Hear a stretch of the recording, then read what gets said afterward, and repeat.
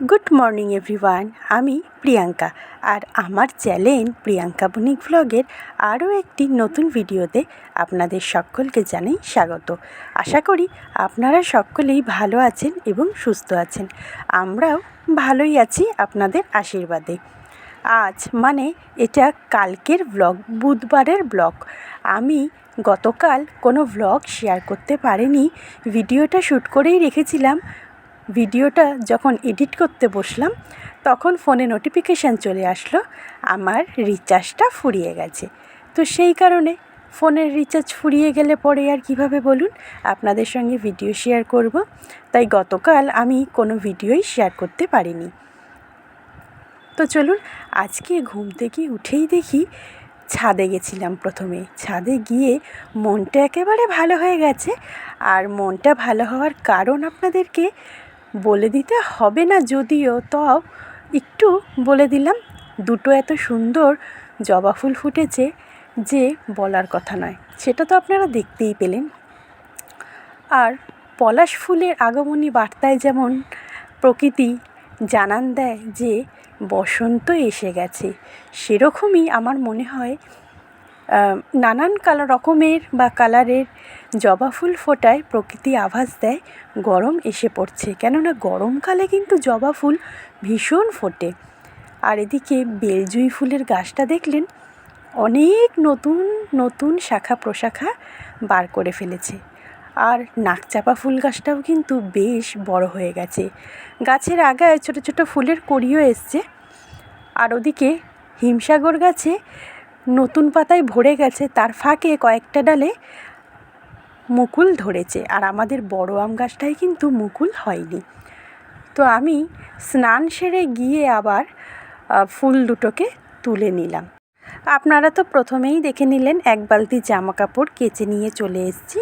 তো ফুল দুটো তুলে ঠাকুরের সিংহাসনে রেখে দিয়ে এসে আমি জামা কাপড়গুলি মেলে নিচ্ছি। তবে জানেন, আজকে ফুল দুটো ফুটলে হয়তো ভালো হতো, বৃহস্পতিবার, আর গাছে সুন্দর জবা ফুল দিয়ে পুজো দিতে কিন্তু আমার মতন আপনাদেরও সকলেরই ভালো লাগে, সেটা আমি জানি, নতুন করে বলার কিছু নেই আর। তো চলুন জামা কাপড়গুলি একে একে মেলে ফেলি। আজকের ব্লগটা কিন্তু একটু বড়, কেন কালকে বেশ কয়েকটা রান্নাবান্না হয়েছে, প্লাস আপনাদেরকে যে আগের দিনের ব্লগে দেখালাম ওয়েস্টার্ন সিস্টেম বেসিন সব কেনা হয়েছে, সেগুলিও ফিটিংস করতে এসেছিলো। তো সব মিলিয়ে আর কাজের ফাঁকে বলবো না, কাজের প্রেশারে মেয়েকে আর ছোটো মেয়েকে আর স্কুলে নিয়ে যাওয়া হয়নি। তবে আজকে দিয়ে এসেছি স্কুলে। আর আজকে না প্রচণ্ড পরিমাণে কিন্তু বৃষ্টি হয়েছে আমাদের বাড়ির এই দিকে। আমি জানি না আপনাদের বাড়ির ওখানেও বৃষ্টি হয়েছে কি না, তবে আমাদের এখানে মুষলধারায় বৃষ্টি হয়েছে। যখন মাঝপথে পৌঁছে গেছি ছোটো মেয়েকে নিয়ে, তখন কয়েক ফোঁটা করে পড়ছিল। তখন সেই অবস্থায় তো আমি বাড়ি রিটার্ন আসতে পারি না। আর আমার কাছে শীত গ্রীষ্ম বর্ষা 12 মাসই আমি ছাতা নিয়ে রাস্তায় বেরোই। তাই ছাতাটা টানিয়ে স্কুলে পৌঁছে দিয়ে এসেছি। আসার পথে বিশাল বৃষ্টির মুখে পড়তে হয়েছে। তবে বলা ভালো, বাড়িতে পৌঁছানোর পরই বৃষ্টিটা জোরে এসছে, জোরে মানে মুষলধারায় বৃষ্টি যাকে বলে। তো একে একে মেয়েদের স্কুলের ড্রেস ছিল, আপনাদের দাদা ভাইয়ের জামা কাপড় ছিল, মানে অফিসে যে রেগুলার পরে যায় সেই শার্টগুলি ছিল, সব ধুয়ে কেচে কুচে মেলে দিয়েছি। দেখুন প্রতিদিন আমার এই ছাদ ভর্তি জামা কাপড়। তো নিচে এসে মেয়েকে তুলে দিয়েছিলাম। আমার মেয়ের দুষ্টুমিটা দেখলেন, মানে ও এখনও সেই ছোটো বাচ্চাদের মতনই করে। তো যাই হোক, বললাম মা কী করে স্কুলে দিতে যাবে, তোমার তো আজকে রান্নাবান্না কিছুই হয়নি। দেখলাম সত্যিই তো যাই হোক, বললাম ছেড়ে দে, তাহলে বাড়িতে পড়। কেন পড়া একটু ইতিহাস পড়াটা মুখস্থর বাকি ছিল, সেই কারণে। তো পড়াশোনাও মুখস্থ করতে বসে গেছে, আর আমিও এদিকে রান্নাটা বসিয়ে দিলাম। আর সত্যি কথা বলতে সকাল থেকে না আমি আর ওই দিকে কাজের দিকে যাওয়ার সময় বা সুযোগ পেয়ে উঠিনি। কেন প্রতিদিন আপনাদের দাদাভাই আমাকে কুটে কাটে রেডি করে দেয়, আর কালকের ও প্রদীপদার সাথে ছিল দেখে আমাকে এই দিকটা পুরোটাই সামলাতে হয়েছে। তাই নিজে হাতে কেটে কুটে রান্না একটার মধ্যেই কমপ্লিট করে ফেলেছি, বেশি দেরি হয়নি। বেশি দেরি বলাটা ভুল হবে, একটা মানে আমার কাছে অনেকটাই দেরি। তবে আমি রান্নাও বসিয়েছিলাম 11:30 পৌনে 12টা নাগাদ, বড় মেয়ে স্কুলে চলে গেছে তারপরে।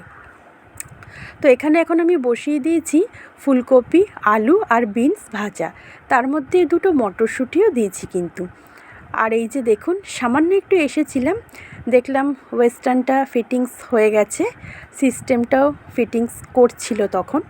তো তারপরে আবার চলে আসলাম এপাশে রান্নাঘরে, কেননা ভাজাটা অলমোস্ট ডান। ভাজাটা নামিয়ে রেখে বেগুন ভাজাটা বসিয়ে দেবো। আর হাঁসের ডিমের কারি করেছি মটরশুঁটি দিয়ে, দারুণ হয়েছিল কিন্তু রেসিপিটা। আর করেছিলাম ক্যাপসিকাম, পেঁয়াজ, টমেটো, চিলি চিকেনের মতনই কাটাপোনা মাছ দিয়ে, চিলি ফিশ বললে ভুল হবে, একটু অন্যরকমভাবে মাছের ঝাল আর কি। তো এখন দেখুন বেগুন ভাজাটা বসিয়ে দিচ্ছি। বেগুন ভাজায় আমি যেহেতু একটু বেসন মাখিয়ে ভাজি, তাই বেসনটা বেগুনের মধ্যে ভালো করে মাখিয়ে নিয়ে তারপরেই তেলের ওপরে দিচ্ছিলাম। আর জানি খেতে আমাদের আজকের অনেক দেরিই হবে, কেন উনি একবারে কমপ্লিট করে যাবে, তারপরে সব পরিষ্কার করে খেতে বসা হবে।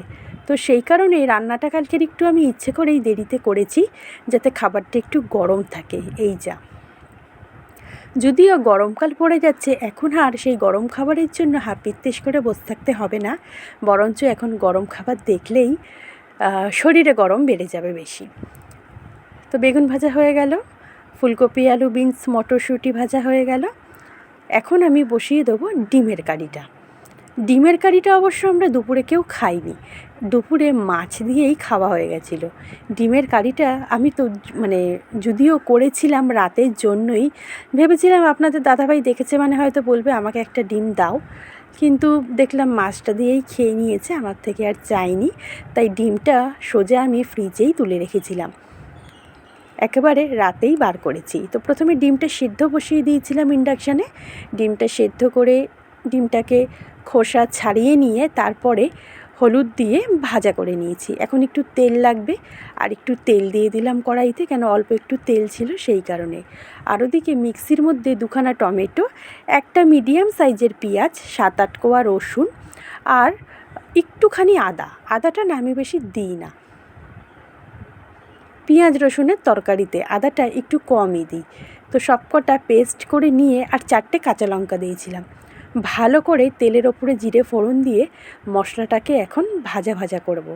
তবে তার মধ্যে আমি মটরশুঁটিগুলিও দিয়ে দিলাম। এখন যেহেতু মটরশুঁটি শেষের পথে, তাই মটরশুঁটিগুলি সেদ্ধ হতেও কিন্তু দেরি হয়। আর দেখলেন খুন্তির আগাটা লেগে কড়াইটা কিন্তু একদম ঘুরে গেছিলো। কি বিপত্তাই না হতে যাচ্ছিল যদি কড়াইটা উল্টে যেত। তবে আপনাদের ভালোবাসা আর আশীর্বাদে বিপদটাকে কিন্তু সামলে কাটিয়ে নিলাম। তো কিছুক্ষণ পর ঢাকনাটা খুলে দেখলাম মটরশুঁটি আর মশলাটা বেশ সুন্দর কিন্তু ভাজা ভাজা হয়ে গেছে। আর তারপরে আমি দিয়ে দিলাম একটুখানি মিক্সির বাটিতে ধুয়ে জলটা, আর তার মধ্যে দিয়ে দিলাম হলুদ গুঁড়ো, লবণ, লঙ্কার গুঁড়ো, এমনি লঙ্কার গুঁড়ো এটা দিচ্ছি, আর দেবো কাশ্মীরি লঙ্কার গুঁড়ো, একটু তরকারিটা সুন্দর রং হওয়ার জন্য। আর তারপরে সামান্য একটু জল আমি প্রথমে দিয়েছিলাম, আর একটু জল দিয়ে মশলাটাকে সুন্দর করে কষিয়ে নেবো। আর দেখুন জলের মগটা সামনেই আমি ডিমের বাটির দিকে হাত বাড়াচ্ছিলাম। তো যাই হোক, মিক্সির বাটির মধ্যে আরেকটু জল দিয়ে মিক্সির বাটিটা ধুয়েই জলটা অ্যাড করে দিলাম। আর কালকে না প্রচুর কাজের চাপ ছিল, যেহেতু বাড়িতে জানেন মিস্ত্রি কাজ করলে পরে কতটা চাপের মধ্যে দিয়ে যেতে হয়। তার মধ্যে মেয়েদের পড়া, আর এখন আমার 2 মেয়ের স্কুলেই বড় মেয়ের প্রত্যেক সপ্তাহে পরীক্ষা হচ্ছে, ফর্মেটিভ দিয়েছে ওদের, এবছর নাকি বলেছে ওদের খাতার মতন রেজাল্ট দেবে। ওই 3টে বা 4টে পরীক্ষা হবে না, প্রত্যেক সপ্তাহে মাসের মধ্যে 6টা-7টা করে পরীক্ষা হবে, সেগুলোই একে একে রেজাল্ট হিসাবে জমা পড়বে। কোনোবার 10-এ নিচ্ছে, কখনো 15-এ নিচ্ছে, কখনো 20-তে নিচ্ছে, এই রকমভাবে। আর আমার ছোটো মেয়েদেরও পরীক্ষা এবারে একটু অন্যরকম করেছে, 4বার পরীক্ষা দিয়েছে। প্রায় বলতে গেলে সারা মাস জুড়ে এই 2 মেয়ের স্কুলের পরীক্ষা, তাই ওদেরকেও পড়াশোনাটা একটু বেশ ভালো মতনই দেখতে হবে। তো রান্নার ফাঁকে ফাঁকে ছোটোটাকে একটু পড়াটা বুঝিয়ে দিয়ে আসছিলাম।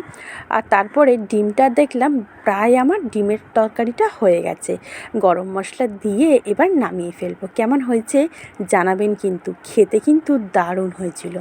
এবার চলুন মাছটা রান্না করে ফেলি। মাছটা রান্না করে খানিকক্ষণ ওইখানে কাজের ওখানে গিয়ে একটু দাঁড়িয়েছিলাম, ওই ভিডিও তুলছিলাম, এই আর কি আপনাদের সঙ্গে শেয়ার করব দেখে। তো মাছ আজকের আর আনতে যাইনি, কেননা মাছ এই কাটাপোনা মাছটা ফ্রিজে রাখাই ছিল। তবে আপনাদের দাদাভাই সকালবেলায় জ্যান্ত পুঁটি মাছ এনেছিল, তো সেই পুঁটি মাছ আর কালকে কাটতে সময় পাইনি। আর আমার বলতে কোনো দ্বিধাবোধ বা লজ্জা নেই যে আমি মাছ কাটতে পারি না। আমাদের ঘরে যা মাছই আনে না কেন আপনাদের দাদাভাই কেটে দেয়। আজকে বিয়ের 18 বছর হয়ে গেল, আমি কিন্তু এখনও মাছ কাটা কাজটাতে ফাঁকি দিয়ে যাচ্ছি। আসলে কি বলুন তো, ভালো লাগে না। ওই যে মাছ কাটলে পরে পেটের থেকে যে ময়লা বা একটু রক্ত মতন বেরোয় না, ওগুলি আমি একদম সহ্য করতে পারি না। তাই আমি মাছ কাটার সামনে দাঁড়াইও না। আর ওই যে বললাম, সহ্য করতে পারি না, আমার চোখের সামনে যেন ওগুলি ভাসে, সেই কারণেই মাছ কাটিও না। তো কী করব, জ্যান্ত পুঁটি মাছগুলি ফ্রিজে তুলে রাখলাম। তবে পুঁটি মাছ আজকে রান্না হয়েছে, যেহেতু আমি আপনাদের সঙ্গে কালকের কোনো রকম ভিডিও শেয়ার করতে পারিনি, তাই কালকের ভিডিওগুলি তো ফোনে ছিলই। আর আমার ফোনটাও অতটাও খুব হেভি স্টোরেজ বা দামি ফোন না যে আমি দুদিনের ভ্লগ যে অনেকটা বড় হয়ে যাবে সেটা আপনাদের সঙ্গে শেয়ার করতে পারবো, সেটা আমার ফোনে ক্যাপাসিটির বাইরে। তাই আজকের কোনো রকম ভিডিও করিনি। তবে আজকের আমি কি রান্না করেছি সেটা আপনাদের সঙ্গে মুখে শেয়ার করে দিচ্ছি। আর আপনারা অবশ্যই কিন্তু এই রুই মাছের টকঝাল মিষ্টি রেসিপিটা দেখতে থাকুন, বাড়িতে অবশ্যই একদিন ট্রাই করবেন, দেখবেন ভালোই লাগবে খেতে, বিশেষ করে বাচ্চাদের কিন্তু বেশ লাগবে। তো চলুন আজকের কী করেছি সেটা আপনাদের সঙ্গে মুখেই শেয়ার করে ফেলি। আজকের করেছি রসুন ফোড়ন দিয়ে কলমি শাক ভাজা, মানকচু বাটা, আর ওই কালকের জ্যান্ত পুঁটি মাছগুলি আলু, বেগুন আর টমেটো দিয়ে মাখা মাখা করে তরকারি করেছি। আজকের রেসিপি ছিল এইগুলোই।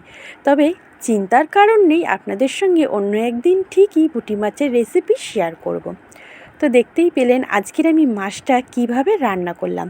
ক্যাপসিকাম, পেঁয়াজ আর টমেটো দিয়ে, মানে যেরকমভাবে চিলি চিকেনের রেসিপিটা করে ঠিক সেরকমভাবেই করেছি, তবে এটা রুই মাছ দিয়ে। তবে সত্যি বলছি, খেতে না জাস্ট টু মাছ হয়েছিল। ভাতের সাথে দারুণ লাগছিল। এটা কিন্তু ফ্রাইড রাইসের সাথেও বেশ যাবে রেসিপিটা। তো এখন আমি ওপর থেকে একটু চেরা কাঁচা লঙ্কা দিয়ে গ্যাসটা অফ করে দেবো। আর মাছটা হয়ে যাওয়া মানেই আজকের মতন আমার কিন্তু রান্নাবান্না কমপ্লিট। তো এবারে চলুন আপনাদেরকে দেখিয়ে দিই। আমরা এই বেসিনটা নিয়েছি, বেসিনটা কেমন হয়েছে বলবেন কিন্তু। পেস্তা কালারের ওপরে হালকা একদম পেস্তা কালার, আর সামনেটা এরকম ডিজাইন ছিল। আর ওয়েস্টার্ন আর সিস্টেমটা তো আপনাদেরকে আগেই দেখিয়ে দিয়েছি। ওয়েস্টার্নটা আমরা নিয়েছি হিন্দওয়্যারের, আর তার সাথেই সিস্টেমটা ছিল সুপ্রিমের। এখানে জলটা 10 লিটার ধরবে। তো চলুন আজকের বৃহস্পতিবারের পুজোটুকুনি আপনাদের সঙ্গে শেয়ার করলাম। আশা করি আজকের ব্লগটা ভালো লাগবে। তবে ব্লগটা কিন্তু বেশ বড়, আর আপনাদের কাছে অনুরোধ রইল ব্লগটা স্কিপ না করে পুরোটাই কিন্তু দেখতে। আর সবশেষে অবশ্যই জানাবেন কিন্তু আপনাদের রেসিপিগুলি কেমন লাগলো আর পুরো ব্লগটাই কেমন লাগলো। যদি ভালো লেগে থাকে আমার ব্লগটা, আমার গলার ভয়েসটা, আমার ভিডিও সেটআপটা, তাহলে অবশ্যই চ্যানেলটা সাবস্ক্রাইব করে আমার পাশে থাকবেন। আর ভিডিওটা দেখার জন্য thank you so much. Tata, সবাই ভালো থাকবেন, সুস্থ থাকবেন। দেখা হচ্ছে আগামী দিন নতুন একটা ব্লগে।